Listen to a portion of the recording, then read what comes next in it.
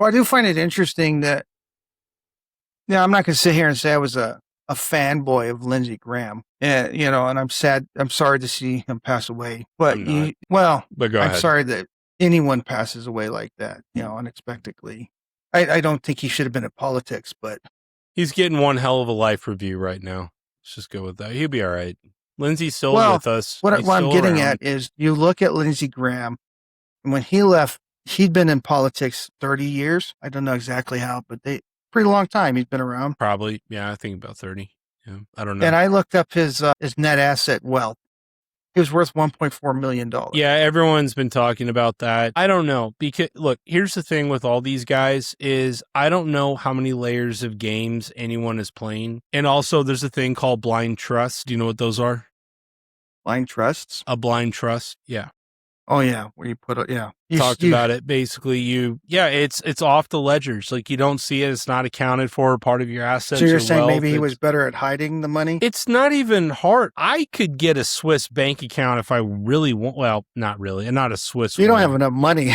No, not a Swiss one. But I could get a bank account in the Caymans if I wanted to. If I really wanted to, I could. This stuff is fairly accessible for the population, and they kind of want it that way because it becomes this just giant milieu of hidden money. We don't really know what and who owns what on the face of the planet right now. Not really. There's some people that probably have a good idea of who actually owns it, but it's not us. And that's this gatekeeper class that we keep running into because they have access to the rights, the deeds, the assets, who actually owns what and how and why and what's the legitimacy for it. We have a serious problem. We don't even know what things cost anymore. We don't have any idea. Energy costs, yes, that's a good metric because it's here in the moment. But what energy could cost, we have no idea. Well, because everything is limited and controlled.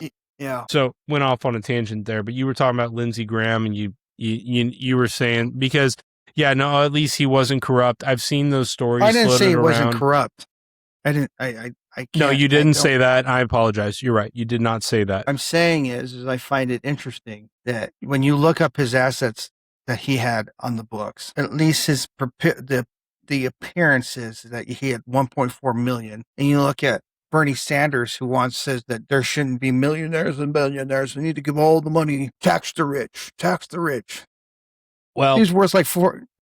Lindsey had better access to certain networks than Bernie Sanders probably does, but it's still very possible that he was a good, honest broker and lived out what he believed. I can buy that. He was an old guy, an old gay man from South Carolina that... You know he was gay?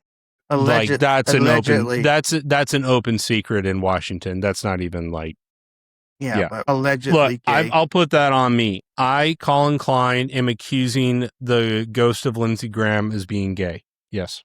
So I'll take that one to my that's fine. He can sue me. He knows where to find me. So no, I don't know for sure. It's 100% fact, but that's at this point, it's as understood as Hoover, not Hoover. Oh yeah. J. Edgar Hoover. J. Edgar Hoover being gay. Yeah. No, there's actually been some guys that have come forward and talked about it, but it's hard to verify these things because how do you verify it? Do you have a recording? It's probably not. So it's people just get to accuse other people of these things. And if you have legal cover, it is really hard to prove rape. It's very difficult. Well, and forget about rape. I'm not even saying he raped anybody. I'm just saying if he was into male prostitutes, that's really hard to prove.